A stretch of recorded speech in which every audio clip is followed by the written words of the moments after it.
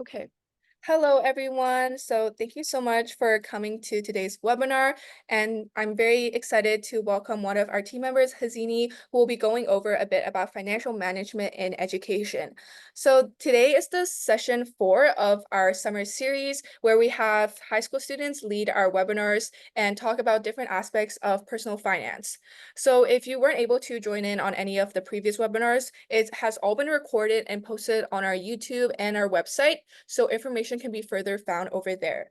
So for today's webinar, I just want to give a few disclaimers before we start. So if you look at the bottom of Zoom, there is a Q&A function as well as the chat box.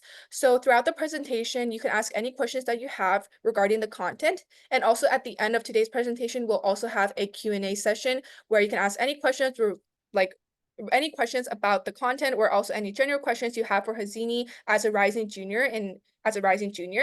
So yeah, and also if you guys have any questions, please feel free to use the raising hand bar so that we can unmute you and ask you if you have any questions.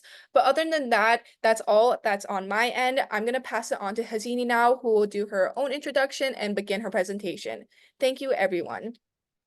Hello, thank you, Queenie. I'm Hasini Mandava. I'm a junior going to Leander High School in Austin, Texas.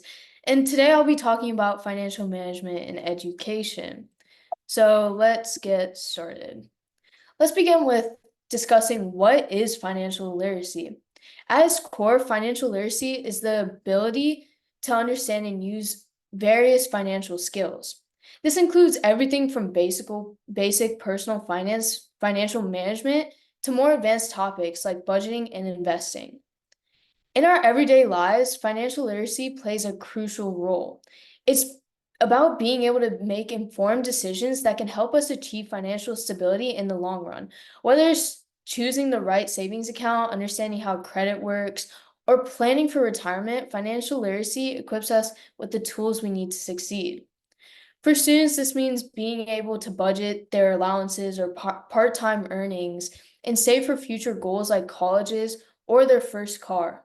For parents, financial literacy can involve managing household expenses, planning for children's education, and preparing for retirement.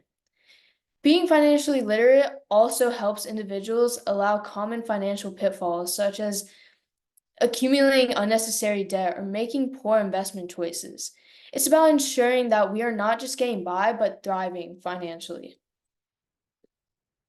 Now, let's consider the impact of financial literacy on academic success. Students who are financially literate are more likely to manage their finances effectively, which significantly reduces financial stress. Financial stress can be a major distraction for students, leading to poor academic performance. And by understanding how to budget and manage their expenses, students can focus more on their studies and less on financial worries. Financial literacy also helps students make informed decisions about their education. And for example, they can evaluate their costs and benefits of different educational programs that they choose to spend their money on and choose the ones that offer the best return of investment.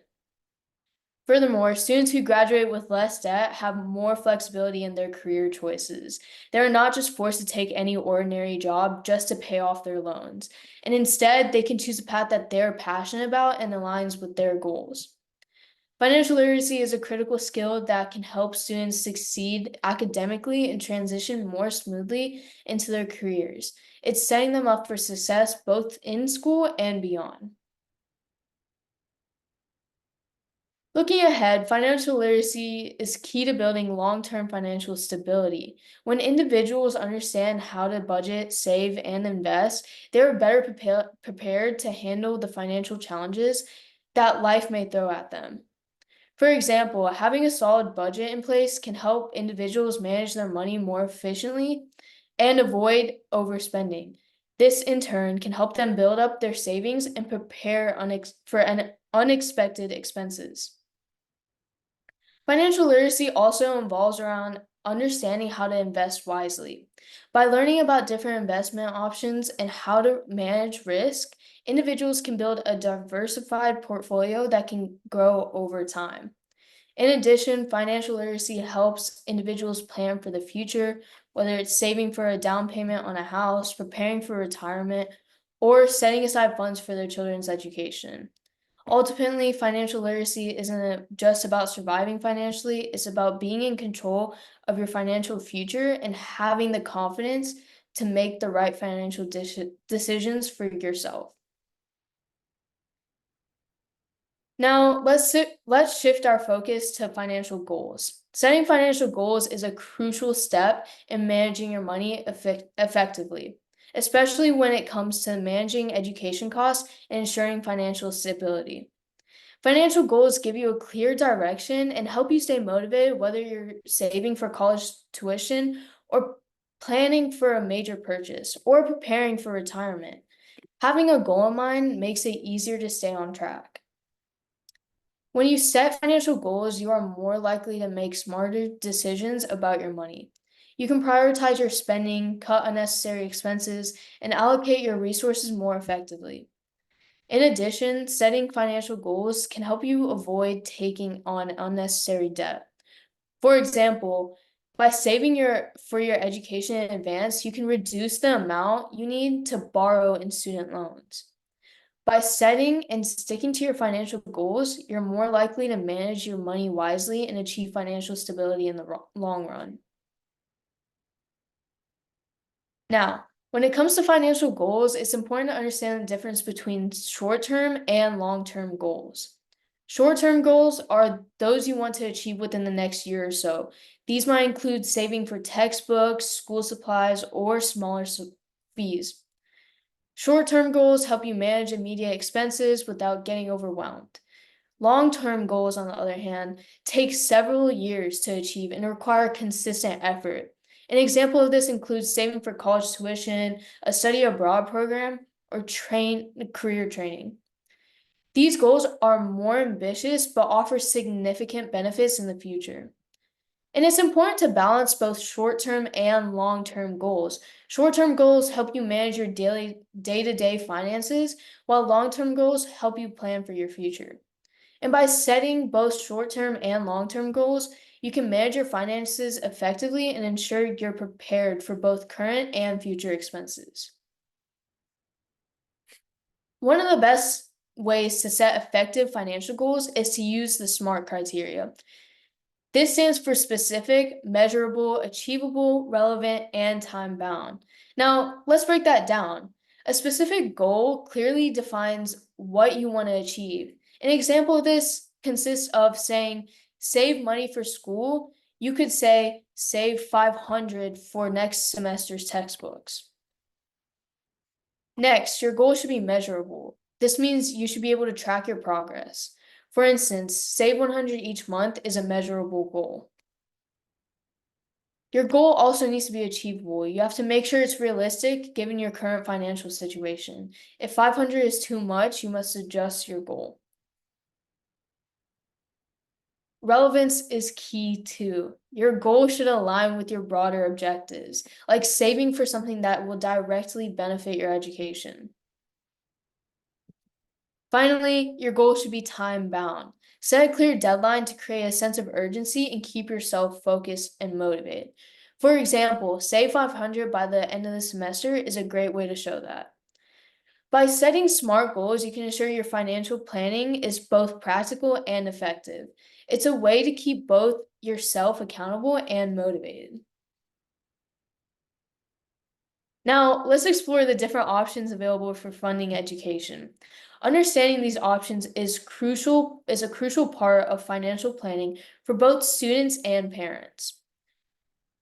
First, scholarships and grants are a great option because they don't need to be repaid. Scholarships are typically merit-based, awarded for academic, athletic, or artistic achievements, while grants are often need-based, awarded based on financial needs.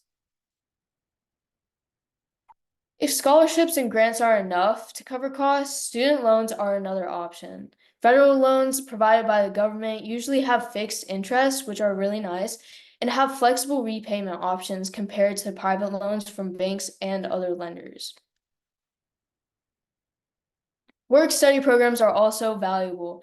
These programs also help students to work part-time while attending school, earning money to help cover their educational and living costs. Part-time jobs are another way for students to earn money and gain valuable work experience. Many students take on part-time jobs while working in school to help pay for tuition, books, and other expenses. And understanding these options can help you make more informed decisions about how to finance your education without taking on too much debt. One of the most important steps in securing financial aid is filling out the FAFSA, which stands for Free Application for Federal Student Aid. And now this is super important because this form is used to apply for federal financial aid, including grants, loans, and work study programs, as we talked about.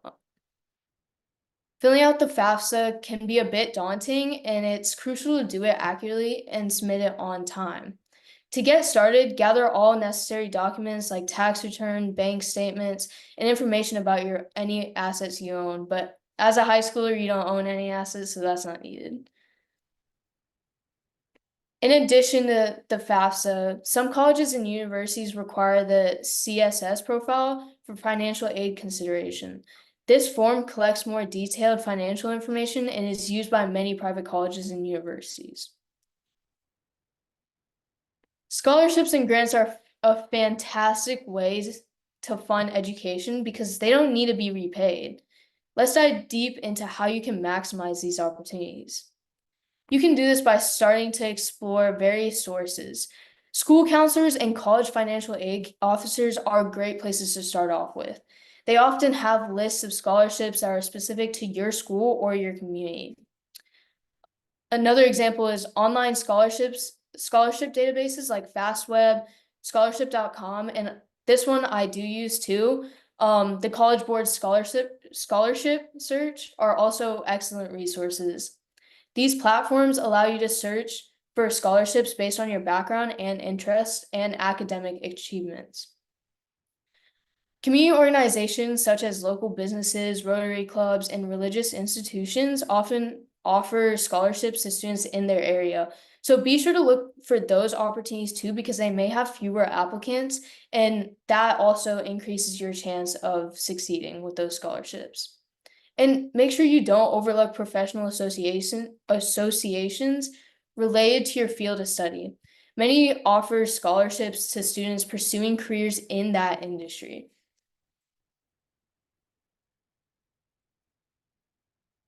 When it comes to applications, start early. Scholarship deadlines can vary, and some may require more extensive preparation, such as essays or recommendation letters. And make sure to tailor your application to each scholarship and highlight your unique qualifications and how they align with that scholarship's criteria. This shows the scholarship committee that you're a strong fit for that award. And make sure you proofread well. A well-written, error-free application can make a significant difference in how you're perceived by a scholarship committee. Oh, oops. Finally, keep track of deadlines. Missing a deadline can disqualify you from consideration. So make sure you have a calendar and app that helps you plan or organize all of these deadlines so you make sure you won't miss that application submission. Now, managing your education debt is a crucial component of financial literacy, especially for students and families considering loans to fund education.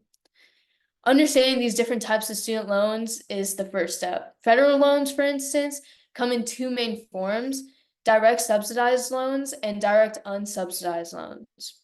Direct subsidized loans are available to undergraduate students with financial needs. The U.S. Department of Education pays for the interest while you're in school during the grace period and during the deferment periods. Direct unsubsidized loans are available to both undergraduate and graduate students, and there's no requirement to demonstrate financial need. Private loans are another option offered by banks, unions, and other private lenders. These loans usually have variable interest rates and less flexible repayment options than federal loans. Interest rates are a significant factor in the cost of your loan. Federal loans generally have fixed interest rates, providing consistency in your monthly payments. And private loans are often have variable rates, which can start lower than federal rates, but might increase over time, potentially leading to higher payments. Repayment plans are another critical aspect to consider. Loans offer various options, such as the standard repayment plan, which has fixed payments over 10-year periods. And then there's also income-driven repayment plans, which base your monthly repayments on your income size and family size, and potentially make payments more manageable if you're on a tight budget. Graduated repayment plans start with lower repayment, then gradually increase over time, making it easier for just starting their careers to manage their payments. And understanding these options and how they affect your long-term financial health is vital for minimizing the impact of educational debt. Once you have student loans, it's crucial to develop a strategy for managing and repaying them effectively. Start by creating a detailed repayment plan. Calculate how much you can afford each month, considering your income and other expenses, and stick to a budget that will help you stay on track. Make sure you're making extra payments that so it can significantly reduce the total interest you pay over the life of the loan. Even small additional payments directly to the principal can make a big difference over time. And consider setting up an automatic payment system. Many lenders offer these small interest rate reductions for enrolling in autopay, and it ensures never to miss a payment, which is super helpful in avoiding late fees and penalties that come with that. You can also explore loan forgiveness programs. For example, an example of a loan forgiveness program is the Public Service Loan Forgiveness, and is available for those who are working in qualifying public service jobs. There are also income-driven repayment plans that forgive the remaining balance after a certain number of years. And by following these strategies, you can manage your student loans more effectively and reduce the overall financial burden. Staying informed about changes in student loan policies and programs is crucial. The landscape of student loans can shift and new opportunities can always arise for saving, and forgiveness can emerge too. Now, economic fluctuations such as inflation and changes in interest rates can have significant impacts on your financial situation, particularly when it comes to managing your debt. Inflation can erode the purchasing power of your money, make it more expensive to cover basic expenses and debt payments. And I know that because my Starbucks coffee is now $8. Not great. um, Understanding how inflation affects your budget is critical to maintaining financial stability. Interest rates can directly impact the cost of borrowing. For example, if you have a variable rate loan, your interest rate and therefore your monthly payments can increase if market rate also increase. Job market instability is another factor to consider in uncertain economic times. Having an emergency fund to cover around 3 to 6 months of living expenses can make it crucial for a financial safety net. And proactive financial planning is essential for navigating economic uncertainties. Regularly review your financial situation and assess your risk tolerance, which is super important, and make sure you adjust to your budget and saving strategies as needed. You should also probably consider diversifying your income sources, whether doing multiple jobs, and also your skill sets to increase your resilience against the job market fluctuations. And developing a side gig or investing in continuous education can provide additional security. Staying informed about economic trends and understanding how they affect your finances can help you make strategic decisions that safeguard your financial future. To effectively manage your finances, it's essential to leverage the right tools and resources. Budgeting apps like Mint or You Need a Budget can help you track income expenses and financial goals. These apps provide visual representations of your spending habits, making it easier to adjust your budget and save money. Another example is loan calculators, which are invaluable tools for estimating your monthly payments and understanding how different interest rates and repayment terms will impact your total repayment amount. Financial planning websites such as NerdWallet or The Balance offer a wealth of information on topics ranging from budgeting to managing debt and investing.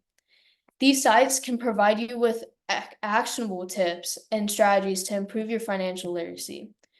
Credit monitoring services can also help you keep track of your credit score and report. Maintaining a good credit score is super important, especially if you want to buy a car or an apartment, and securing favorable loans for those. Another thing that could help you is emergency fund calculators. They can help you assist in determining how much money you need to save to cover unexpected expenses and providing a safety net in times of financial uncertainty. And by utilizing these tools, you can gain greater control over your finances, making informed decisions, and work towards achieving your financial goals.